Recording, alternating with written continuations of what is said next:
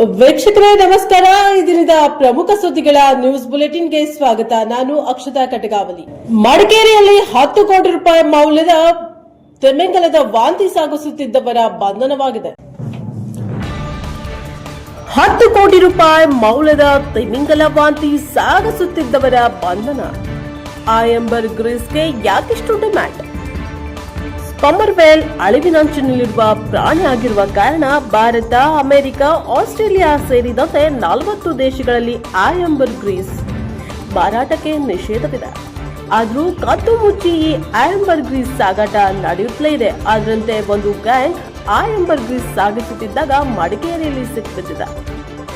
ಬರೋಬ್ಬರಿ 10 ಕೋಟಿ ರೂಪಾಯಿ ಮೌಲ್ಯದ 10 ಕೆಜಿ ಆಯಂಬರ್ ಗ್ರೀಸ್ ಅಂದರೆ ತಿಮಿಂಗಲದ ವಾಂತಿಯನ್ನ ಕೇರಳದ ತಿರುವನಂತಪುರಂನಿಂದ ಬೆಂಗಳೂರಿಗೆ ಸಾಗಿಸುತ್ತಿದ್ದವರು ಮಡಿಕೇರಿಯಲ್ಲಿ ಪೊಲೀಸರ ಕೈಗೆ ತಗಲಾಕೊಂಡಿದ್ದಾರೆ. ಸ್ಪಮ್ಮರ್ ವೇಲ್ ಅಳಿವಿನಂಚಿನಲ್ಲಿರುವ ಪ್ರಾಣಿಯಾಗಿರುವ ಕಾರಣ ಭಾರತ, ಅಮೆರಿಕ, ಆಸ್ಟ್ರೇಲಿಯಾ ಸೇರಿದಂತೆ 40 ದೇಶಗಳಲ್ಲಿ ಆಯಂಬರ್ ಗ್ರೀಸ್ ಮಾರಾಟಕ್ಕೆ ನಿಷೇಧವಿದೆ. ಆದರೂ ಕದ್ದು ಮುಚ್ಚಿ ಈ ಆಯಂಬರ್ ಗ್ರೀಸ್ ಸಾಗಾಟ ನಡೆಯುತ್ತಲೇ ಇದೆ. ಅದರಂತೆ ಒಂದು ಗ್ಯಾಂಗ್ ಆಯಂಬರ್ ಗ್ರೀಸ್ ಸಾಗಿಸುತ್ತಿದ್ದಾಗ ಮಡಿಕೇರಿಯಲ್ಲಿ ಸಿಕ್ಕಿಬಿದ್ದಿದೆ. ಅಮೂಲ್ಯ ತಿಮಿಂಗಲ ವಾಂತಿಯನ್ನು 2 ವಾಹನಗಳಲ್ಲಿ ಸಾಗಿಸುತ್ತಿದ್ದವರನ್ನ ವಿರಾಜಪೇಟೆ ಪೊಲೀಸರು ಸೆರೆ ಹಿಡಿದಿದ್ದಾರೆ. 2 ವಾಹನಗಳಲ್ಲಿ ಆಯಂಬರ್ ಗ್ರೀಸ್ ಸಾಗಿಸುತ್ತಿದ್ದ ಸಂಶುದ್ದೀನ್, ನವಾಜ್, ಬಾಲಚಂದ್ರ ಸೇರಿದಂತೆ ಒಟ್ಟು 10 ಆರೋಪಿಗಳನ್ನ ಬಂಧಿಸಿದ್ದಾರೆ ಪೊಲೀಸರು. ಬಂಧಿತರಿಂದ ಬರೋಬ್ಬರಿ 10 ಕೋಟಿ ರೂಪಾಯಿ ಮೌಲ್ಯದ 10 ಕೆಜಿ ತಿಮಿಂಗಲದ ವಾಂತಿಯನ್ನ ವಶಪಡಿಸಿಕೊಂಡಿದ್ದಾರೆ. ಒಟ್ಟು 10 ಜನ ಆರೋಪಿಗಳು 2 ವಾಹನದಲ್ಲಿ ಬರೋಬ್ಬರಿ 10 ಕೋಟಿ ರೂಪಾಯಿ ಮೌಲ್ಯದ 10 ಕೆಜಿ ಆಯಂಬರ್ ಗ್ರೀಸ್ ಅನ್ನು ಕೇರಳದ ತಿರುವನಂತಪುರಂನಿಂದ ಬೆಂಗಳೂರಿಗೆ ಸಾಗಣೆ ಮಾಡ್ತಾ ಇದ್ರು. ವಾಂತಿಯನ್ನ ಹೆಗ್ಗಳ ಗ್ರಾಮದಲ್ಲಿ ಹಿಡಿದಿದ್ದಾರೆ. ಆರೋಪಿಗಳು ಬೆಂಗಳೂರಿಗೆ ಸಾಗಿಸುತ್ತಿದ್ರು. ಬೆಂಗಳೂರಿನಿಂದ ಯಾವ ಕಡೆ ಈ ಆಯಂಬರ್ ಗ್ರೀಸ್ ಹೋಗ್ತಿತ್ತು ಎನ್ನುವುದು ತಿಳಿದು ಬಂದಿಲ್ಲ. ತಮಿಳುನಾಡಿನ ಕರಾವಳಿವರೆಗೂ ಸದ್ಯದ ಮಟ್ಟಿಗೆ ಅತಿ ಹೆಚ್ಚು ಸದ್ದು ಮಾಡುತ್ತಿರುವ ಬಲು ದುಬಾರಿಯಾದ ಕಳ್ಳ ಸಾಗಣೆ ವಸ್ತು ಅಂದ್ರೆ ಅದು ಆಯಂಬರ್ ಗ್ರೀಸ್. ಆದರೆ ಇದನ್ನ ಸಾಗಿಸಲು ನಿಷೇಧ ಇದೆ. ಆದರೂ ಸಹ ಕೆಲವರು ಹಣದಾಸೆಗೆ ಬಿದ್ದು ಸಾಗಿಸಲು ಹೋಗಿ ಸಿಕ್ಕಿಬಿದ್ದಿರುವ ಸಾಕಷ್ಟು ಪ್ರಕರಣಗಳಿವೆ. ಮುಂಬೈ, ಬೆಂಗಳೂರಿನಂತಹ ಮಹಾನಗರಗಳು ಮಾತ್ರವೇ ಅಲ್ಲದೆ ಹೊಸಪೇಟೆಯಂತಹ ಪುಟ್ಟ ನಗರಗಳಲ್ಲೂ ಇದರ ಕಳ್ಳ ಸಾಗಣೆ ಪತ್ತೆಯಾಗಿದೆ. ಸದ್ಯ 1 ಕೆಜಿ ತಿಮಿಂಗಲ ವಾಂತಿಗೆ 1 ಕೋಟಿ ರೂಪಾಯಿಗಿಂತಲೂ ಅಧಿಕ ಬೆಲೆ ಇದೆ. ತಿಮಿಂಗಲ ವಾಂತಿ ಎಂಬ ಹೆಸರಿನಿಂದ ಕುಖ್ಯಾತಿಗೀಡಾಗಿರುವ ವಸ್ತುವಿನ ಹೆಸರು ಆಯಂಬರ್ ಗ್ರೀಸ್. ವಾಸ್ತವವಾಗಿ ಇದು ತಿಮಿಂಗಲದ ವಾಂತಿಯಲ್ಲ, ಬದಲಾಗಿ ತಿಮಿಂಗಲದ ಮಲ ಎಂದರೆ ಸರಿಯಾದ ಹೆಸರು. ಯಾಕೆಂದ್ರೆ ತಿಮಿಂಗಲದ ಹೊಟ್ಟೆಯಲ್ಲಿ ಸೃಷ್ಟಿಯಾಗಿ ಗುದದ್ವಾರದಿಂದ ಹೊರಬರುವ ಮೇಣದಂತಹ ವಸ್ತು. ಇದರ ಬಗ್ಗೆ ಹಲವು ಕಥೆಗಳು ಮತ್ತು ದಂತಕಥೆಗಳಿವೆ. ಮಧ್ಯಪ್ರಿಯರಿಗೆ ಶಾಕ್, ಸರ್ಕಾರದ ಲೆಕ್ಕಾಚಾರ ತಲೆಕೆಳಗೆ. ಮಧ್ಯಪ್ರಿಯರಿಂದ ಶಾಕ್, ಸರ್ಕಾರದ ಲೆಕ್ಕಾಚಾರ ತಲೆಕೆಳಗೆ. ಕರ್ನಾಟಕದಲ್ಲಿ ಮದ್ಯ ಮಾರಾಟಕ್ಕೆ ಸಂಬಂಧಿಸಿದಂತೆ ರಾಜ್ಯ ಕಾಂಗ್ರೆಸ್ ಸರ್ಕಾರದ ಲೆಕ್ಕಾಚಾರಗಳು ತಲೆಕೆಳಗಾಗಿವೆ. ಕರ್ನಾಟಕದಲ್ಲಿ ಕಾಂಗ್ರೆಸ್ ಸರ್ಕಾರದ ಬೆಲೆ ಏರಿಕೆಯ ಕಿಕ್ಕನ್ನು ಮದ್ಯಪ್ರಿಯರು ಇಳಿಸಿದ್ದಾರೆ. ಹೌದು, ಕುಡುಕರು ಸರ್ಕಾರದ ಮೇಲೆ ತಿರುಗಿ ಬಿದ್ದಿದ್ದಾರೆ. ಇದರಿಂದ ಮದ್ಯದ ಬೆಲೆ ಏರಿಕೆ ಮಾಡುವ ಮುಂಚೆ ಮತ್ತೊಮ್ಮೆ ಯೋಚನೆ ಮಾಡುವಂತೆ ಮದ್ಯಪ್ರಿಯರು ಮಾಡಿದ್ದಾರೆ. ಸರ್ಕಾರಕ್ಕೆ ಬೆಲೆ ಏರಿಕೆಯ ಮೂಲಕ ಲಾಭ ಪಡೆದುಕೊಳ್ಳುವ ಲೆಕ್ಕಾಚಾರದಲ್ಲಿದ್ದ ಸರ್ಕಾರಕ್ಕೆ ಇದೀಗ ಶಾಕ್ ಎದುರಾಗಿದೆ. ಅದೇನು ಎನ್ನುವ ವಿವರ ಇಲ್ಲಿದೆ ನೋಡಿ. ರಾಜ್ಯದಲ್ಲಿ ಮದ್ಯಪ್ರಿಯರು ಸರ್ಕಾರಕ್ಕೆ ಭಾರಿ ಶಾಕ್ ಕೊಟ್ಟಿದ್ದಾರೆ. 3 ಬಾರಿ ಮದ್ಯದ ಬೆಲೆಯನ್ನು ಏರಿಕೆ ಮಾಡಿ ಅಬಕಾರಿ ಆದಾಯ ಸಂಗ್ರಹ ಮಾಡಿಕೊಳ್ಳುವ ನಿರೀಕ್ಷೆಯಲ್ಲಿದ್ದ ನಮ್ಮ ಕರ್ನಾಟಕ ಸರ್ಕಾರಕ್ಕೆ ಇದೀಗ ಭಾರಿ ಆಘಾತ ಎದುರಾಗಿದೆ. ಮದ್ಯ ಬೆಲೆಯು ಕಳೆದ 1.5 ವರ್ಷದ ಅವಧಿಯಲ್ಲೇ 3 ಬಾರಿ ಹೆಚ್ಚಳವಾಗಿತ್ತು. ಒಂದರ ಹಿಂದೆ ಒಂದು ವಸ್ತುಗಳ ಬೆಲೆ ಏರಿಕೆಯ ನಂತರ ಮದ್ಯದ ಬೆಲೆ ಏರಿಕೆಯು ಜನಸಾಮಾನ್ಯರಿಗೆ ಭಾರಿ ಶಾಕ್ ಕೊಟ್ಟಿತ್ತು. ಇದೀಗ ಆ ಶಾಕನ್ನು ಮದ್ಯಪ್ರಿಯರು ಸರ್ಕಾರಕ್ಕೆ ಹಾಗೂ ಮದ್ಯ ಮಾರಾಟ ಕಂಪನಿಗಳಿಗೆ ಹಸ್ತಾಂತರಿಸಿದ್ದಾರೆ. ಅದೇನು ಎನ್ನುವ ವಿವರ ಇಲ್ಲದೆ ನೋಡಿ. ಕಳೆದ 2 ವರ್ಷಗಳಿಂದಲೂ ಅಬಕಾರಿ ಇಲಾಖೆಗೆ ಟಾರ್ಗೆಟ್ ರೀಚ್ ಆಗುವುದಕ್ಕೆ ಆಗ್ತಾ ಇಲ್ಲ ಅಂತ ಹೇಳಿ 2024-25ನೇ ಸಾಲಿನಲ್ಲೂ ಸರ್ಕಾರಕ್ಕೆ ಮದ್ಯದಿಂದ ನಿರೀಕ್ಷಿತ ಆದಾಯ ಬಂದಿಲ್ಲ. ಬರೋಬ್ಬರಿ 2,995 ಕೋಟಿ ರೂಪಾಯಿ ಸಂಗ್ರಹದಲ್ಲಿ ಕೋತ ಆಗಿದೆ ಎಂದು ಹೇಳಲಾಗಿದೆ. ಇದು ಸರ್ಕಾರಕ್ಕೆ ಮದ್ಯಪ್ರಿಯರು ಕೊಟ್ಟಿರುವ ಭರ್ಜರಿ ಶಾಕ್. ಮದ್ಯ ಮಾರಾಟ ಪ್ರಮಾಣ ತುಸು ಹೆಚ್ಚಳವಾಗಿದೆ. ಆದರೆ ಸರ್ಕಾರಕ್ಕೆ ಹೆಚ್ಚಿಗೆ ಆದಾಯ ಬರುತ್ತಿದ್ದ ಬಿಯರ್ ಮಾರಾಟವೇ ಈಗ ಕುಸಿತವನ್ನ ಕಂಡಿದೆ. ಸರ್ಕಾರವು ಕಳೆದ 1.5 ವರ್ಷದ ಅವಧಿಯಲ್ಲಿ ಅಂದರೆ 18 ತಿಂಗಳ ಅವಧಿಯಲ್ಲಿ ಬರೋಬ್ಬರಿ 3 ಬಾರಿ ಬಿಯರ್ ಮಾರಾಟ ಬೆಲೆಯನ್ನು ಹೆಚ್ಚಳ ಮಾಡಿತ್ತು. ಇದರಿಂದ ಬಿಯರ್ ಮಾರಾಟವು ಭಾರಿ ಕುಸಿತ ಕಂಡಿದೆ. ಲಾಭದ ನಿರೀಕ್ಷೆಯಲ್ಲಿದ್ದ ಸರ್ಕಾರಕ್ಕೆ ಆಘಾತ ಎದುರಾಗಿದೆ. ಬಿಯರ್ ಮಾರಾಟ ಕುಸಿದ ಕಾಣುವುದಕ್ಕೆ ರಾಜ್ಯ ಸರ್ಕಾರವು ಬಿಯರ್ ಬೆಲೆಯನ್ನು ನಿರಂತರವಾಗಿ ಹೆಚ್ಚಿಸಿದ್ದೇ ಕಾರಣ ಅಂತ ಹೇಳಲಾಗಿದೆ. 2023-24ನೇ ಸಾಲಿಗೆ ಹೋಲಿಕೆ ಮಾಡಿದ್ರೆ 2024 ಮತ್ತು 25ನೇ ಸಾಲಿನಲ್ಲಿ ಮಾರ್ಚ್ ಅವಧಿಯವರೆಗೆ ಬಿಯರ್ ಮಾರಾಟ ಕುಸಿತವನ್ನ ಕಂಡಿದೆ. ಬೆಲೆ ಏರಿಕೆ ಮಾಡಿ ಅಬಕಾರಿ ಆದಾಯದ ನಿರೀಕ್ಷೆಯಲ್ಲಿದ್ದ ಸರ್ಕಾರಕ್ಕೆ ಮದ್ಯಪ್ರಿಯರು ಸೆಟ್ ಹೊಡೆದಿದ್ದಾರೆ. ಈ ರೀತಿ ಇರುವಾಗಲೇ ಬಿಯರ್ ಮಾರಾಟ ಕಂಪನಿಗಳು ರಾಜ್ಯ ಸರ್ಕಾರಕ್ಕೆ ಪತ್ರ ಬರೆದು ದಯವಿಟ್ಟು ಯಾವುದೇ ಕಾರಣಕ್ಕೂ ಮದ್ಯದ ಮೇಲೆ, ಅದರಲ್ಲೂ ಮುಖ್ಯವಾಗಿ ಬಿಯರ್ ಮೇಲೆ ಬೆಲೆಯನ್ನ ಏರಿಕೆ ಮಾಡಬೇಡಿ. ಈಗಾಗಲೇ ಬಿಯರ್ ಬೆಲೆ ಹೆಚ್ಚಳವಾಗಿರೋದ್ರಿಂದ ಬಿಯರ್ ಮಾರಾಟದಲ್ಲಿ ಭಾರಿ ಕುಸಿತ ಕಂಡಿದೆ ಎಂದು ಸರ್ಕಾರಕ್ಕೆ ಪತ್ರ ಬರೆದ ಮನವಿ ಮಾಡಿದ್ದಾರೆ. ರಾಜ್ಯದಲ್ಲಿ ವಿವಿಧ ವಸ್ತುಗಳ ಬೆಲೆ ಭರ್ಜರಿ ಏರಿಕೆ ಕಂಡಿದೆ. ಅಲ್ಲದೆ ಸೇವೆಗಳ ಬೆಲೆಯೂ ಭಾರಿ ಏರಿಕೆ ಕಂಡಿದೆ. ಇದರ ಬೆನ್ನಲ್ಲೇ ಬ್ರೂವರ್ಸ್ ಅಸೋಸಿಯೇಷನ್ ಆಫ್ ಇಂಡಿಯಾದಿಂದ ಭಾರತದ ಅತಿದೊಡ್ಡ ಬಿಯರ್ ತಯಾರಕ ಸಂಘದಿಂದ ಕರ್ನಾಟಕ ಸರ್ಕಾರಕ್ಕೆ ಪತ್ರ ಬರೆದು ಮನವಿ ಮಾಡಿದ್ದಾರೆ. ಚಾಮರಾಜನಗರದ ಬಂಡೀಪುರದಲ್ಲಿ ಮಯೂರಿ ನರ್ತನ, ಪ್ರವಾಸಿಗರ ದಿಲ್ಖುಷ್. ಬಂಡೀಪುರದಲ್ಲಿ ಮಯೂರಿ ನರ್ತನ, ಪ್ರವಾಸಿಗರ ದಿಲ್ಖುಷ್. ಜನಪ್ರಿಯ ಹುಲಿ ರಕ್ಷಿತಾರಣ್ಯಗಳಲ್ಲಿ ಒಂದಾದ ಗುಂಡ್ಲುಪೇಟೆ ತಾಲೂಕಿನ ಬಂಡೀಪುರದಲ್ಲಿ ಸಂಗಾತಿಯನ್ನು ಓಲೈಸಲು ನವಿಲೊಂದು ಗರಿಬಿಚ್ಚಿ ಕುಣಿದ ಚಂದದ ದೃಶ್ಯ ಕ್ಯಾಮೆರಾದಲ್ಲಿ ಸೆರೆಯಾಗಿದೆ. ವನ್ಯಜೀವಿ ಛಾಯಾಗ್ರಾಹಕ ರವಿಶಂಕರ್ ಈ ದೃಶ್ಯವನ್ನು ಸೆರೆ ಹಿಡಿದಿದ್ದು, ಗರಿಬಿಚ್ಚಿ ಪ್ರಿಯತಮೆಯ ಮುಂದೆ ಮಯೂರವೊಂದು ನರ್ತಿಸಿದೆ. ಸಂಗಾತಿ ಮುಂದೆ ನವಿಲಿನ ಕುಣಿತ ಕಂಡ ಪ್ರವಾಸಿಗರು ಕೂಡ ಮುದಗೊಂಡಿದ್ದು, ವಿಡಿಯೋ ಸಾಮಾಜಿಕ ಜಾಲತಾಣದಲ್ಲಿ ಸಾಕಷ್ಟು ವೈರಲ್ ಆಗುತ್ತಿದೆ. ಬಂಡೀಪುರ ರಾಷ್ಟ್ರೀಯ ಅರಣ್ಯದ ಪೊದೆಯೊಂದರ ಪಕ್ಕದಲ್ಲಿ ನವಿಲು ಗರಿಬಿಚ್ಚಿ ಕೆಲ ಹೊತ್ತು ನೃತ್ಯ ಮಾಡುವ ಮೂಲಕ ಮುಂದೆ ನಿಂತಿದ್ದ ಸಂಗಾತಿಯನ್ನು ಓಲೈಸಲು ಮುಂದಾಗಿದೆ. ವರದಿ ಹೊಮ್ಮನಂಜುನಾಯಕ, NKS TV4 ಚಾಮರಾಜನಗರ. ಪಾವಗಡದಲ್ಲಿ ಬಗರ್ ಹುಕುಂ ಯೋಜನೆ ಅಡಿಯಲ್ಲಿ ಸಾಗುವಳಿ ಮಾಡುತ್ತಿರುವ ರೈತರಿಗೆ ಸಾಗುವಳಿ ಚೀಟಿಯನ್ನು ನೀಡಬೇಕು. ಬಗರ್ ಹುಕುಂ ಯೋಜನೆ ಅಡಿಯಲ್ಲಿ ಸಾಗುವಳಿ ಮಾಡುತ್ತಿರುವ ರೈತರಿಗೆ ಸಾಗುವಳಿ ಚೀಟಿಯನ್ನು ನೀಡಬೇಕು. ಬಗರ್ ಹುಕುಂ ಯೋಜನೆ ಅಡಿಯಲ್ಲಿ ಸಾಗುವಳಿ ಮಾಡುತ್ತಿರುವ ರೈತರಿಗೆ ಸಾಗುವಳಿ ಚೀಟಿಯನ್ನು ನೀಡದೆ ರೈತರಿಗೆ ಅನ್ಯಾಯ ಮಾಡುತ್ತಿರುವ ಅಧಿಕಾರಿಗಳನ್ನು ತಕ್ಷಣವೇ ತಾಲೂಕಿನಿಂದ ವರ್ಗಾಯಿಸಬೇಕೆಂದು ಕರ್ನಾಟಕ ರಾಜ್ಯ ರೈತ ಸಂಘ ಹಾಗೂ ಹಸಿರು ಸೇನೆಯ ಜಿಲ್ಲಾಧ್ಯಕ್ಷರಾದ ಪೂಜಾರಪ್ಪನವರು ಆಗ್ರಹಿಸಿದ್ದಾರೆ. ತಾಲೂಕಿನ ವೆಂಕಟಪುರ ಗ್ರಾಮದಲ್ಲಿ ಗುರುವಾರ ಪೂಜಾರಪ್ಪನವರು ಮಾತನಾಡುತ್ತಾ, ವೆಂಕಟಪುರದ ಗ್ರಾಮದ ಸರ್ವೆ ನಂಬರ್ 494ರಲ್ಲಿ ಇರುವ 27 ಎಕರೆ ಸರ್ಕಾರಿ ಜಮೀನಿನಲ್ಲಿ 7 ಜನ ರೈತರು ತಲಾ 2 ಎಕರೆಯಂತೆ ಸುಮಾರು 30 ವರ್ಷಗಳಿಂದ ಉಳುಮೆ ಮಾಡುತ್ತಿದ್ದಾರೆ. ಆದರೆ ಕೆಲವು ಪ್ರಭಾವಿ ರಾಜಕೀಯ ವ್ಯಕ್ತಿಗಳ ಆದೇಶದಂತೆ ಗ್ರಾಮ ಪಂಚಾಯಿತಿ ಅಧಿಕಾರಿಗಳು 494ರ ಸರ್ವೆ ನಂಬರಿನ ಭೂಪ್ರದೇಶದ ಮಧ್ಯಭಾಗದಲ್ಲಿರುವ ಅನಿತಾ ಲಕ್ಷ್ಮಿಯವರು ಉಳುಮೆ ಮಾಡುತ್ತಿರುವ ಜಮೀನಿನಲ್ಲಿ ಸಾರ್ವಜನಿಕರಿಗೆ ನಿವೇಶನ ನೀಡಲು ಹೊರಟಿರುವುದು ಅಕ್ಷಮ್ಯ ಅಪರಾಧ. ಆದ್ದರಿಂದ ಸಂಬಂಧಪಟ್ಟ ಅಧಿಕಾರಿಗಳು ತಕ್ಷಣವೇ ಈ ಆದೇಶವನ್ನು ರದ್ದುಗೊಳಿಸಿ ಉಳಿದ ಭಾಗದಲ್ಲಿ ಸಾರ್ವಜನಿಕರಿಗೆ ನಿವೇಶನ ನೀಡಬೇಕೆಂದು ಒತ್ತಾಯಿಸಿದರು. ಈ ಸಂದರ್ಭದಲ್ಲಿ ರೈತ ಸಂಘದ ಜಿಲ್ಲಾಧ್ಯಕ್ಷ ಪೂಜಾರಪ್ಪ, ತಾಲೂಕು ರೈತ ಸಂಘದ ಅಧ್ಯಕ್ಷ ಶಿವು ಬ್ಯಾಡನೂರು, ರೈತ ಮುಖಂಡ ಈಶ್ವರ್, ನಾಗೇಂದ್ರಪ್ಪ, ಮಲ್ಲಿಕಾರ್ಜುನ, ಹನುಮಂತರಾಯಪ್ಪ, ಭಾರತಮ್ಮ, ಸುನೀತಾ, ಲಕ್ಷ್ಮಿ, ಅಕ್ಕಲಪ್ಪ, ಕಿಲಾರ್ಲಹಳ್ಳಿ, ಈರಣ್ಣ, ತಿಪ್ಪೇನಾಯ್ಕ, ಗೋಪಾಲ್, ಸತ್ಯಪ್ಪ, ಶ್ರೀನಿವಾಸ್ ಮುಂತಾದವರು ಉಪಸ್ಥಿತರಿದ್ದರು.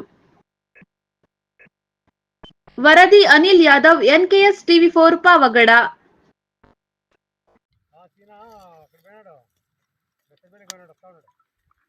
ಈ ಕಡೆ ಬರ್ರಿ ಪ್ರೈಸಿಂಗ್ ಒಂದ್ ಕಡೆ ಬರುವಾಗ ಬರ್ಬೇಕು ಬರ್ರಿ ಈ ಕಡೆಗೆ ಒಂದೇ ಕಡೆ ಕರ್ನಾಟಕ ರಾಜ್ಯ ರೈತ ಸಂಘಕ್ಕೆ ಬೇಕೇ ಬೇಕು ನ್ಯಾಯ ಬೇಕು, ಬೇಕೇ ಬೇಕು ನ್ಯಾಯ ಬೇಕು. ಭ್ರಷ್ಟ ಅಧಿಕಾರಿಗಳಿಗೆ ಅಧಿಕಾರಿಗಳಿಗೆ ಭ್ರಷ್ಟ ಅಧಿಕಾರಿಗಳಿಗೆ ಬೇಕೇ ಬೇಕು ನ್ಯಾಯ ಬೇಕು, ಬೇಕೇ ಬೇಕು ನ್ಯಾಯ ಬೇಕು.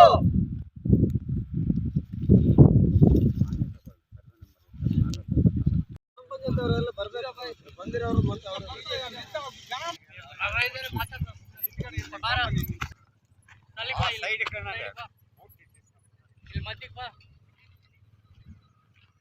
ಮಹೇಶ ತಾಲೂಕು ವೆಂಕಟಾಪುರದ ಗ್ರಾಮ, ಸರ್ವೆ ನಂಬರು 494ರಲ್ಲಿ ಸುಮಾರು ಒಂದು 20ರಿಂದ 35 ವರ್ಷ ಇದು ರಕ್ಷಣೆ ಮಾಡಿದ್ದಾರೆ. ಈ ಭೂಮಿನ ಕಲ್ಲು ಮುಳ್ಳು ಅದು ಗಿಡ ಗಂಟೆ ತೆಗೆದು ಒಬ್ಬ ತಾಯಿ ಹೆಣ್ಮಗಳು ಹೇಳ್ತಾಳಣ್ಣ, ನಾನು 30 ವರ್ಷಕ್ಕೆ ಇದರಲ್ಲಿ ಕಲ್ಲು ಮುಳ್ಳು ಅದು ಸೆಕೆಂಡ್ ಕಿತ್ತ ಇದೆ ಅಂತಾರೆ.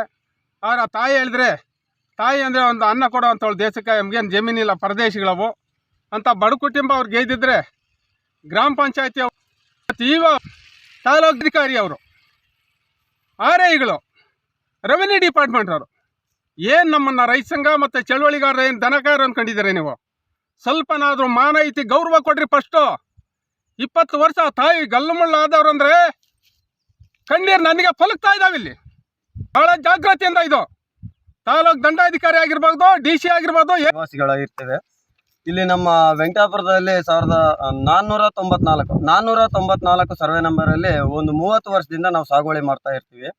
ಇಲ್ಲಿ ಆರ್ಐಗಾಗಲಿ, ರೆವಿನ್ಯೂ ಡಿಪಾರ್ಟ್ಮೆಂಟ್ಗಾಗಲಿ ಅಥವಾ ತಹಸೀಲ್ದಾರ್ ಸಾಹೇಬ್ರಿಗಾಗಲಿ ನಾವು ಹೇಳಿದ್ರೆ ಮಾಡ್ತೀವಿ ಅಂತ ಹೇಳ್ತಾರೆ ಬಿಟ್ಟರೆ ನಮ್ಗೆ ಇಲ್ಲಿ ಏನು ವ್ಯವಸ್ಥೆ ಮಾಡ್ತಾ ಇಲ್ಲ.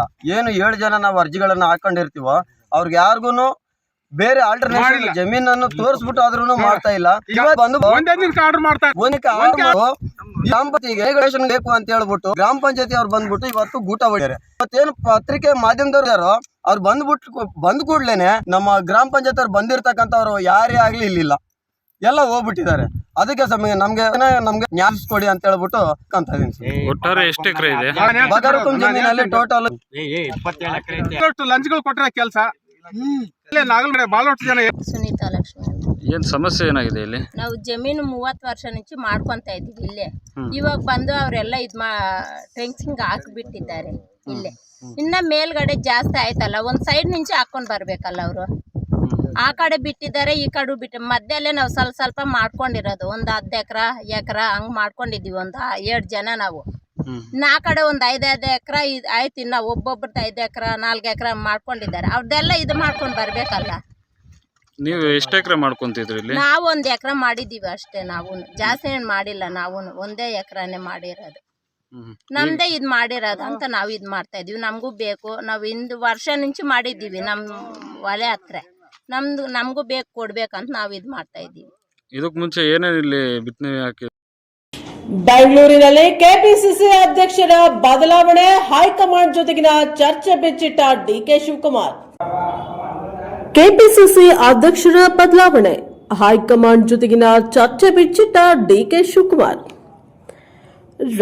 ರಾಜಕೀಯದಲ್ಲಿ ಬದಲಾವಣೆ ಆಗಲಿದೆ ಎನ್ನುವ ಮಾತುಗಳು ಕೈಪಾಳ್ಯದಲ್ಲಿ ಕೇಳಿ ಬರ್ತಾನೆ ಇದೆ. ಮುಖ್ಯಮಂತ್ರಿ ಬದಲಾವಣೆ ಹಾಗೂ ಕೆಪಿಸಿಸಿ ಅಧ್ಯಕ್ಷರ ಬದಲಾವಣೆ ಬಗ್ಗೆ ಕಾಂಗ್ರೆಸ್ ಶಾಸಕರು ಬಹಿರಂಗವಾಗಿ ಹೇಳಿಕೆ ನೀಡುತ್ತಿದ್ದು, ಎಲ್ಲ ಬಹಿರಂಗ ಹೇಳಿಕೆಗೆ ಕಾಂಗ್ರೆಸ್ ಹೈಕಮಾಂಡ್ ಬ್ರೇಕ್ ಹಾಕಿದ್ದಾರೆ. ಆದರೆ ಪದೇ ಪದೇ ಕೆಪಿಸಿಸಿ ಅಧ್ಯಕ್ಷರ ಬದಲಾವಣೆ ಬಗ್ಗೆ ಚರ್ಚೆಯಾಗುತ್ತಿರುವ ಬಗ್ಗೆ ಕೆಪಿಸಿಸಿ ಅಧ್ಯಕ್ಷರಾದ ಡಿಕೆ ಶಿವಕುಮಾರ್ ಅವರು ಹೈಕಮಾಂಡ್ ನಾಯಕರನ್ನ ಭೇಟಿ ಮಾಡಿ ಚರ್ಚೆ ನಡೆಸಿದ್ದಾರೆ. ಈ ಕುರಿತು ಮಾಧ್ಯಮಗಳ ಜೊತೆಗೆ ಉಪಮುಖ್ಯಮಂತ್ರಿ ಹಾಗೂ ಕೆಪಿಸಿಸಿ ಅಧ್ಯಕ್ಷರಾದಂತಹ ಡಿಕೆ ಶಿವಕುಮಾರ್ ಅವರು ಮಾತನಾಡಿ, ಕೆಪಿಸಿಸಿ ಅಧ್ಯಕ್ಷರ ಬದಲಾವಣೆ ಸೇರಿದಂತೆ ಇತರೆ ಚರ್ಚೆಗಳಾಗಿವೆ ಎನ್ನುವ ಮಾತು ಕೇಳಿ ಬರುತ್ತಿದೆ. ಆದರೆ ಯಾವುದೇ ಬದಲಾವಣೆ ಇಲ್ಲ. ಒಂದಷ್ಟು ಪದಾಧಿಕಾರಿಗಳನ್ನ ನೇಮಕ ಮಾಡ್ತಾರೆ, ಒಂದಷ್ಟು ಜಿಲ್ಲಾ ಅಧ್ಯಕ್ಷರನ್ನ ಬದಲಾವಣೆ ಮಾಡ್ತಾರೆ. ಇದು ಹೊರತಾಗಿ ಯಾರೂ ಸಹ ಯಾವುದೇ ವಿಷಯವನ್ನು ನನ್ನ ಬಳಿ ಚರ್ಚೆ ಮಾಡಿಲ್ಲ ಎಂದು ಹೇಳಿಕೆಯನ್ನ ನೀಡಿದ್ದಾರೆ. ಬಿಜೆಪಿಯವರು ಯಾತ್ರೆ ಹೊರಟ ದಿನವೇ ಕೇಂದ್ರ ಸರ್ಕಾರದವರು ಪೆಟ್ರೋಲ್ ಡೀಸೆಲ್ಗೆ ತಲಾ ₹2 ಹಾಗೂ ಗ್ಯಾಸ್ ಸಿಲಿಂಡರ್ ಬೆಲೆಯನ್ನ ₹50 ಜಾಸ್ತಿ ಮಾಡಿ ಉದ್ಘಾಟನೆ ಮಾಡಿ ಇವರ ಯಾತ್ರೆಗೆ ಗಿಫ್ಟ್ ಕಳಿಸಿದ್ದಾರೆ. ಇದರ ಬಗ್ಗೆ ಜನಸಾಮಾನ್ಯರು ಮಾಡುತ್ತಿರುವ ಗುಣಗಾನವನ್ನು ಎಲ್ಲರೂ ಕೇಳಬೇಕು. ಕೇಂದ್ರ ಸರ್ಕಾರದ ವಿರುದ್ಧ ಮಾಡುತ್ತಿರುವ ಜನಾಕ್ರೋಶ ಯಾತ್ರೆ ಎಂದು ಬಿಜೆಪಿಯವರು ಬೋರ್ಡ್ ಹಾಕಿಕೊಳ್ಳಬೇಕು ಎಂದರು. ಬುಧವಾರದಂದು ಕಚ್ಚಾ ತೈಲದ ಬೆಲೆ %4.23 ಇಳಿಕೆಯಾಗಿದೆ. ಆದರೂ ಕೇಂದ್ರ ಸರ್ಕಾರ ಬೆಲೆ ಇಳಿಕೆ ಮಾಡಿಲ್ಲ. ಪೆಟ್ರೋಲ್ನ ಮೂಲ ದರ ಪ್ರತಿ ಲೀಟರ್ಗೆ 42.60 ಇದೆ. ದೇಶಾದ್ಯಂತ ಪ್ರತಿ ಲೀಟರ್ ಪೆಟ್ರೋಲ್ ₹103 ಮಾರಾಟ ಮಾಡಲಾಗುತ್ತಿದೆ. 1 ಲೀಟರ್ಗೆ ₹60 ಲಾಭ ಸರ್ಕಾರಕ್ಕೆ ಸಿಗ್ತಾ ಇದೆ. ಡೀಸೆಲ್ ಬೆಲೆ ₹91 ಇದೆ. ₹43 ಲಾಭ ಮಾಡ್ಕೊಳ್ತಾ ಇದ್ದಾರೆ. %60 ತೆರಿಗೆ ಪೆಟ್ರೋಲ್ ಡೀಸೆಲ್ ಮೇಲೆ ಹಾಕ್ತಾ ಇದ್ದಾರೆ ಎಂದು ಹೇಳಿಕೆಯನ್ನ ನೀಡಿದ್ದಾರೆ. ಆರ್ಸಿಬಿ ಗೆಲುವು ಕಸಿದ ಕನ್ನಡಿಗ ರಾಹುಲ್. ಆರ್ಸಿಬಿ ಗೆಲುವು ಕಸಿದ ಕನ್ನಡಿಗ ರಾಹುಲ್. ಚಿನ್ನಸ್ವಾಮಿಯಲ್ಲಿ ಪಾಟಿದಾರ್ ಪಡೆಯ ಲಯ ತಪ್ಪಿಸಿದ ಸಾಲ್ಟ್ ರನ್ಔಟ್. ಕ್ಯಾಪಿಟಲ್ಸ್ಗೆ ಸತತ 4ನೇ ಜಯ. ಏಡನ್ ಚಪಾಕ್ ವಾಂಗ್ಡೆಯಲ್ಲಿ ಗೆದ್ದು ಬಿಗಿದ್ದ ರಾಯಲ್ ಚಾಲೆಂಜರ್ಸ್ ಬೆಂಗಳೂರು ತಂಡ ತವರಿನ ಚಿನ್ನಸ್ವಾಮಿ ಸ್ಟೇಡಿಯಂನಲ್ಲಿ ಸತತ 2ನೇ ಸೋಲಿನ ಆಘಾತ ಎದುರಿಸಿದೆ. ಕನ್ನಡಿಗ ಕೆಎಲ್ ರಾಹುಲ್ ತವರಿನ ಅಂಗಣದಲ್ಲಿ ಪ್ರದರ್ಶಿಸಿದ ಆಕರ್ಷಕ ಬ್ಯಾಟಿಂಗ್ ಎದುರು ಮಂಕಾದ ಆರ್ಸಿಬಿ ತಂಡ ಐಪಿಎಲ್ 18ನೇ ಆವೃತ್ತಿಯಲ್ಲಿ ಪ್ರವಾಸಿ ಡೆಲ್ಲಿ ಕ್ಯಾಪಿಟಲ್ಸ್ ತಂಡಕ್ಕೆ 6 ವಿಕೆಟ್ಗಳಿಂದ ಶರಣಾಗಿದೆ. ಹೊರಗೆ ಹುಲಿ ತವರಿನಲ್ಲಿ ಇಲಿ ಎಂಬಂತಾಗಿರುವ ರಜತ್ ಪಾಟೇದಾರ್ ಪಡೆ ಅಂಕಪಟ್ಟಿಯಲ್ಲಿ 3ನೇ ಸ್ಥಾನದಲ್ಲಿ ಉಳಿದುಕೊಂಡ್ರೆ ಅಕ್ಷರ್ ಪಟೇಲ್ ಪಡೆ ಅಜೇಯ ಓಟ ಕಾಯ್ದುಕೊಂಡಿದೆ. ಎಂ ಚಿನ್ನಸ್ವಾಮಿ ಸ್ಟೇಡಿಯಂನಲ್ಲಿ ಗುರುವಾರ ನಡೆದ ಹಾಲಿ ಆವೃತ್ತಿಯ 2ನೇ ಪಂದ್ಯದಲ್ಲಿ ಟಾಸ್ ಸೋತು ಮೊದಲು ಬ್ಯಾಟಿಂಗ್ಗೆ ಇಳಿದ ಆರ್ಸಿಬಿ ಮೊದಲು 4 ಓವರ್ಗಳಲ್ಲಿ 60 ರನ್ ದೋಚಿದ್ರೂ ಆರಂಭಿಕ ಫೆಲ್ಸ್ಟಾಕ್ ವಿಕೆಟ್ ನಡುವಿನ ಓಟದ ಗೊಂದಲದಿಂದ ರನ್ಔಟ್ ಆದ ನಂತರ ಕುಸಿತ ಕಂಡಿತ್ತು. ನಂತರ ಮಧ್ಯಮ ಓವರ್ಗಳಲ್ಲಿ ತೀವ್ರ ರನ್ ಬರ ಎದುರಿಸಿದ್ರೂ ಟೀಮ್ ಡೇವಿಡ್ ಸಾಹಸದಿಂದ ಆರ್ಸಿಬಿಗೆ ಅಂತಿಮವಾಗಿ 7 ವಿಕೆಟ್ಗೆ 163 ರನ್ಗಳಿಗೆ ಸಮಾಧಾನ ಕಂಡಿತು. ಪ್ರತಿಯಾಗಿ ಡೆಲ್ಲಿ ತಂಡ ಆರಂಭಿಕ ಆಘಾತ ಎದುರಿಸಿದ್ರು ಕೆಎಲ್ ರಾಹುಲ್ ಮತ್ತು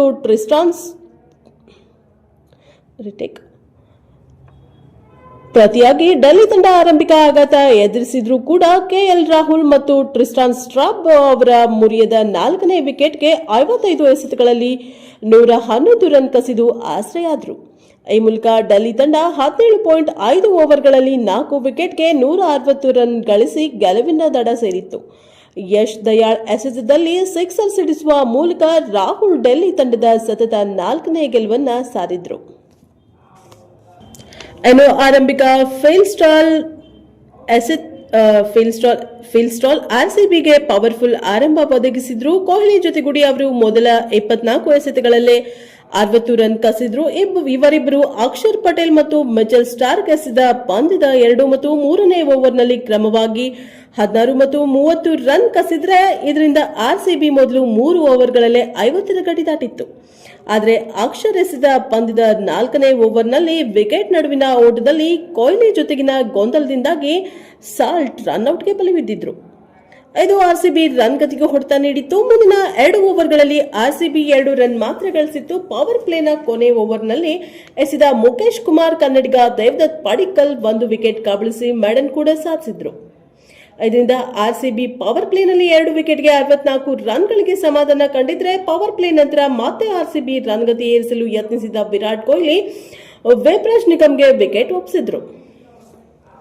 ಇನ್ನು ಡೆಲ್ಲಿ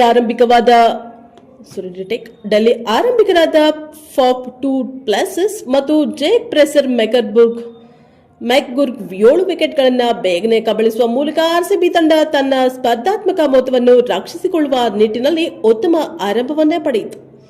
ಇನ್ನಿಂಗ್ಸ್ನ 5ನೇ ಓವರ್ನಲ್ಲಿ ಇಂಪ್ಯಾಕ್ಟ್ ಪ್ಲೇಯರ್ನ ಅಭಿಷೇಕ್ ಪೂರಲ್ ವಿಕೆಟ್ ಕೂಡ ಕಬಳಿಸಿದ್ರೆ ಭುವನೇಶ್ವರ್ ಡೆಲ್ಲಿಗೆ ಆರಂಭಿಕ ಆಘಾತವನ್ನ ನೀಡಿದ್ರು. ಇದರಿಂದ ಡೆಲ್ಲಿ ಪವರ್ ಪ್ಲೇನಲ್ಲಿ 39 ರನ್ಗಳಿಗೆ 3 ವಿಕೆಟ್ ಕಳೆದುಕೊಂಡು ಪರದಾಡಿತ್ತು. ನಾಯಕ ಅಕ್ಷರ್ ಪಟೇಲ್ 4ನೇ ವಿಕೆಟ್ಗೆ 25 ಎಸೆತಗಳಲ್ಲಿ 28 ರನ್ ಸೇರಿಸಿ ಬೇರ್ಪಟ್ಟರು. ಆಗ ರಾಹುಲ್ ಜೊತೆಗೂಡಿ ಟ್ರಿಸ್ಟಾನ್ ಸ್ಟ್ರಾಬ್ ಉತ್ತಮ ಬೆಂಬಲ ಒದಗಿಸಿ ಆರ್ಸಿಬಿ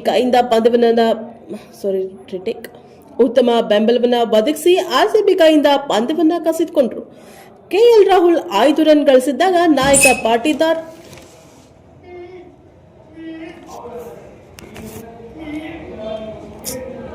ಜಾತಿ ಗಣತಿ ವರದಿಗೆ ಇಂದು ಸಂಪುಟ ಸಭೆ ಅಸ್ತು. ಜಾತಿ ಗಣತಿ ವರದಿಗೆ ಇಂದು ಸಂಪುಟ ಅಸ್ತು. ವರದಿ ಮಂಡನೆಗೆ ಕಾಂಗ್ರೆಸ್ ಹೈಕಮಾಂಡ್ ಓಕೆ, ಹೀಗಾಗಿ ಅಂಗೀಕರಿಸಲು ಸಿಎಂ ಸಿದ್ದು ತಯಾರಿ. ಕಾಂಗ್ರೆಸ್ ಸರ್ಕಾರ ಅಧಿಕಾರಕ್ಕೆ ಬಂದಾಗಿನಿಂದ ಚರ್ಚೆಯಲ್ಲಿರುವ ಸಾಮಾಜಿಕ ಮತ್ತು ಶೈಕ್ಷಣಿಕ ಸಮೀಕ್ಷಾ ವರದಿ ಶುಕ್ರವಾರ ಸಚಿವ ಸಂಪುಟದ ಸಭೆಯಲ್ಲಿ ಮಂಡನೆಯಾಗಲಿದ್ದು ವರದಿಗೆ ಬಹುತೇಕ ಅನುಮೋದನೆ ದೊರೆಯುವ ಸಾಧ್ಯತೆಗಳಿವೆ. ಕರ್ನಾಟಕ ರಾಜ್ಯ ಹಿಂದುಳಿದ ವರ್ಗಗಳ ಆಯೋಗ ಬರೋಬ್ಬರಿ 169 ಕೋಟಿ ರೂಪಾಯಿ ವೆಚ್ಚದಲ್ಲಿ ಸಿದ್ಧಪಡಿಸಿರುವ ವರದಿಯನ್ನ ಸಚಿವ ಸಂಪುಟದಲ್ಲಿ ಮುಖ್ಯಮಂತ್ರಿ ಸಿದ್ದರಾಮಯ್ಯ ಅವರು ಮಂಡಿಸಲಿದ್ದು ವರದಿಯಲ್ಲಿನ ಅಂಶಗಳ ಬಗ್ಗೆ ಸದಸ್ಯರೊಂದಿಗೆ ಚರ್ಚಿಸಲಿದ್ದಾರೆ.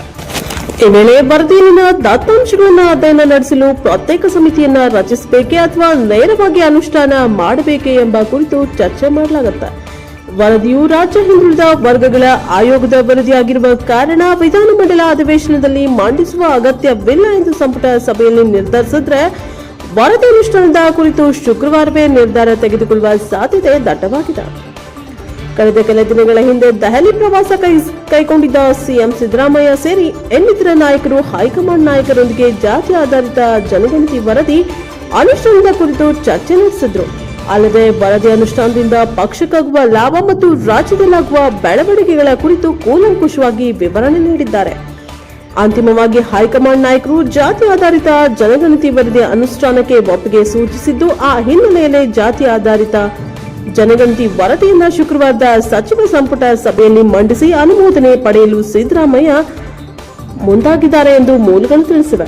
ಜಾತಿ ಆಧಾರಿತ ಜನಗಣತಿ ನಡೆಸುವ ಸಲುವಾಗಿ ಸಿಎಂ ಸಿದ್ದರಾಮಯ್ಯ ಅವರು ಹಿಂದಿನ ಅವಧಿಯಲ್ಲಿ ಶಾಶ್ವತ ಹಿಂದುಳಿದ ವರ್ಗಗಳ ಆಯೋಗಕ್ಕೆ ಎಚ್ ಕಾಂತರಾಜು ಅವರನ್ನ ನೇಮಿಸಿದ್ರು. ಆಯೋಗವು ಸತತ ಗಣತಿ ಕಾರ್ಯ ನಡೆಸಿ ವರದಿಯನ್ನ ಸಿದ್ಧಪಡಿಸಿತು, ಆದರೆ ಅದನ್ನ ಸರ್ಕಾರಕ್ಕೆ ಸಲ್ಲಿಕೆ ಮಾಡಿರಲಿಲ್ಲ. ಅಂತಿಮವಾಗಿ ಕಳೆದ ವರ್ಷ ಪೂರ್ಣ ಪ್ರಮಾಣದ ವರದಿಯನ್ನ ಹಿಂದುಳಿದ ವರ್ಗಗಳ ಆಯೋಗದ ಅಧ್ಯಕ್ಷರಾಗಿದ್ದ ಜಯಪ್ರಕಾಶ್ ಹೆಗಡೆ ಮೂಲಕ ಸಿಎಂಗೆ ಸಲ್ಲಿಸಲಾಗಿತ್ತು.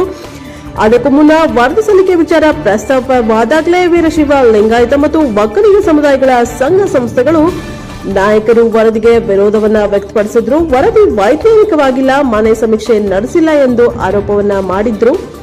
ಹಾಗೆಯೇ ಜಾತಿ ಆಧಾರಿತ ಜನಗಣತಿಯ ಮೂಲ ವರದಿ ಆಯೋಗದಿಂದಲೇ ನಾಪತ್ತೆಯಾಗಿದ್ದು, ವರದಿಯಲ್ಲಿನ ಆಯೋಗದ ಅಧ್ಯಕ್ಷರು ಸದಸ್ಯರು ಸಹಿ ಇಲ್ಲ ಎಂಬೆಲ್ಲ ಆರೋಪಗಳು ಕೇಳಿ ಬಂದಿದ್ವು. ಅದನ್ನು ಕಾಂಗ್ರೆಸ್ನ ಕೆಲ ಸಚಿವರು, ಶಾಸಕರೇ ವರದಿ ಅನುಷ್ಠಾನಕ್ಕೆ ಬಹಿರಂಗವಾಗಿ ಆಕ್ಷೇಪವನ್ನ ವ್ಯಕ್ತಪಡಿಸಿದ್ರು. ಇನ್ನು ಹಲವು ಬಾರಿ ವರದಿ ಮಂಡನೆ ಮುಂದೂಡಿಕೆ ಆಗ್ತಾನೆ ಬಂದಿದೆ. ಜಾತಿ ಆಧಾರಿತ ಜನಗಣತಿ ವರದಿ ಅನುಷ್ಠಾನಕ್ಕೆ ಸಂಬಂಧಿಸಿದಂತೆ 2024 ಅಕ್ಟೋಬರ್ನಲ್ಲಿ ಬಿಜೆಪಿ ಪರಿಷತ್ ಸದಸ್ಯ ಎನ್ ರವಿಕುಮಾರ್, ಕಾಂಗ್ರೆಸ್ನ ಬಿಕೆ ಹರಿಪ್ರಸಾದ್ ಸೇರಿ ಹಿಂದುಳಿದ ವರ್ಗಗಳ 30 ಮಂದಿ ಸಚಿವರು, ಶಾಸಕರು ಸಿಎಂ ಸಿದ್ದರಾಮಯ್ಯ ಅವರನ್ನ ಭೇಟಿ ಮಾಡಿ ಮನವಿ ಮಾಡಿದರು. ಆಗ ಸಿದ್ದರಾಮಯ್ಯ ಅವರು 2024 ಆಗಸ್ಟ್ 18ರ ಸಚಿವ ಸಂಪುಟ ಸಭೆಯಲ್ಲಿ ವರದಿ ಮಂಡಿಸುವುದಾಗಿ ಭರವಸೆಯನ್ನು ನೀಡಿದರು. ಆದರೆ ವರದಿ ಮಂಡನೆಗೆ ಮುಂದಾಗಿರಲಿಲ್ಲ. ಅಲ್ಲದೆ 2025ರ ಜನವರಿಯಲ್ಲೂ ಸಂಪುಟ ಸಭೆಯಲ್ಲಿ ವರದಿ ಮಂಡಿಸುವುದಾಗಿ ಮತ್ತೊಮ್ಮೆ ತಿಳಿಸಲಾಗಿತ್ತು. ಇದೀಗ ಇವತ್ತು ಶುಕ್ರವಾರ ಸಂಪುಟ ಸಭೆಯಲ್ಲಿ ವರದಿ ಮಂಡನೆಗೆ ನಿರ್ಧಾರ ಮಾಡಲಾಗಿದೆ. ಮಂಡ್ಯದಲ್ಲಿ ಎಲ್ಪಿಜಿ ಗ್ಯಾಸ್ ಬೆಲೆ ಏರಿಕೆ ವಿರುದ್ಧ Congress protest.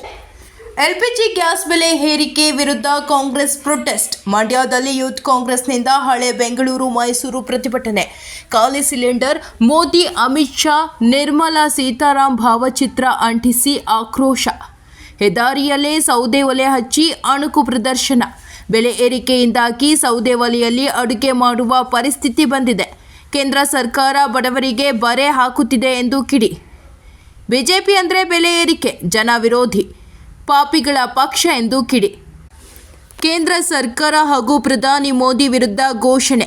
Gas, petrol, diesel ಬೆಲೆ ಏರಿಕೆ ಮಾಡಿ ಬಡವರಿಗೆ ಕೇಂದ್ರ ಸರ್ಕಾರ ಹೊರೆ ಹಾಕಿದೆ. ಕೂಡಲೇ ಬೆಲೆ ಇಳಿಕೆ ಮಾಡಬೇಕು ಎಂದು ಆಗ್ರಹ. ವರದಿ ಗಿರೀಶ್, NKS TV4 ಮಂಡ್ಯ.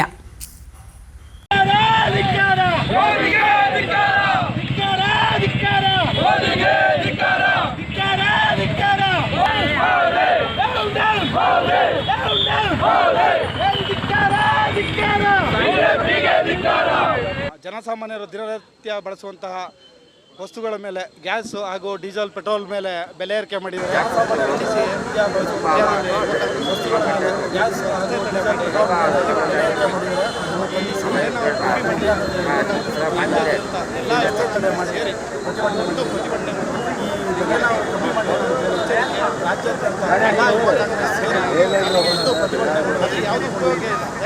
ಬಿಜೆಪಿನೇ ತಪ್ಪು ಮಾಡ್ತಾ ನಮ್ಮ ರಾಜ್ಯ ಸರ್ಕಾರದ ಯಾವುದು ಉಪಯೋಗ ಯಾಕೆಂದರೆ ಬಿಜೆಪಿನೇ ತಪ್ಪು ಮಾಡ್ತಾ ನಮ್ಮ ರಾಜ್ಯ ಸರ್ಕಾರದ ರಾಜ್ಯ ಸರ್ಕಾರ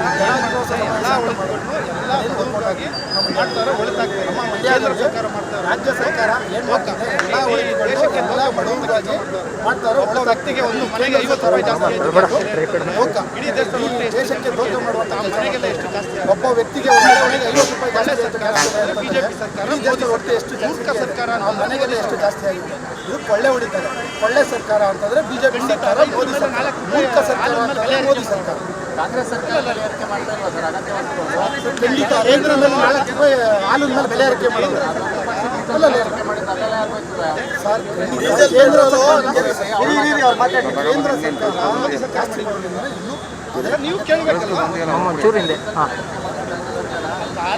ಮೋದಿ ಸರ್ಕಾರ ಮಾಡಿರೋದು ನೀವು ಕೇಳಬೇಕಲ್ವಾ? ರಾಜ್ಯ ಸರ್ಕಾರ ಉದ್ಯೋಗಗಳು ನೀವು ಮಾಡಿಲ್ಲ, ಇಲ್ಲ ಆ ಥರ ಏನು ಮಾಡಿಲ್ಲ. ನಮ್ಮ ರಾಜ್ಯ ಸರ್ಕಾರ ಯಾವುದು ಮಾಡಿಲ್ಲ. ಮೋದಿ ಸರ್ಕಾರ ಮಾಡ್ತಾ ಇರೋದ್ರಿಂದ ಜಾಸ್ತಿ ಅಲ್ವಾ? OPS ಫಸ್ಟ್ ಅದನ್ನ ಪ್ರತಿಭಟನೆ ಮಾಡ್ತಾ ಇದೀವಿ. ಅದನ್ನ ಮೋದಿ ಸರ್ಕಾರ ಮಾಡ್ತಾ ಇರೋದ್ರಿಂದ ಜಾಸ್ತಿ ಅಲ್ವಾ? ಫಸ್ಟ್ ಅದನ್ನ ಪ್ರತಿಭಟನೆ ನಾವು ಮಾಡ್ತಾ ಇದೀವಿ. ಆಮೇಲೆ ಮುಂದೆ ಅದನ್ನ ಇಲ್ಲ ಇಲ್ಲ ಖಂಡಿತ ಅದನ್ನು ಒಪ್ಪಲ್ಲ ನಾವು. ರೈತ ಸರ್ಕಾರ ಏನೇ ಮಾಡಿದ್ರು ಅದನ್ನು ಕೇಳ್ಕೊಂಡು ಮಾಡಿ ಅಂತೇಳಿ ರೈತರಿಗೆ ರೈತರಿಗೆ ಸೇರೋದು ಪಾಪ ಬೇರೆ ಯಾರಿಗಾರ ಸೇರ್ತದ? ಓಕೆ ರೈತರಿಗೆ ತಾನೇ ಸೇರೋದು. ಮೋದಿ ಸರ್ಕಾರಕ್ಕೆ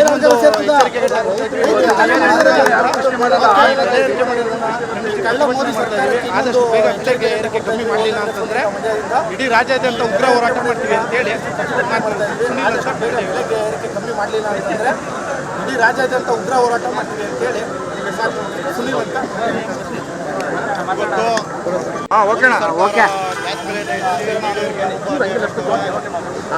ಇವತ್ತು ಮೋದಿ ಸರ್ಕಾರ ಗ್ಯಾಸ್ ಬೆಲೆಯನ್ನು ಹೆಚ್ಚಿಸಿ ಮಹಿಳೆಯರಿಗೆ ತುಂಬ ಅನ್ಯಾಯ ಮಾಡ್ತಾರೆ. ಎಲ್ಲರಿಗೂ ತುಂಬ ಬಡವರಿಗೆಲ್ಲ ತುಂಬ ಅನ್ಯಾಯ ಆಗ್ತಿದೆ.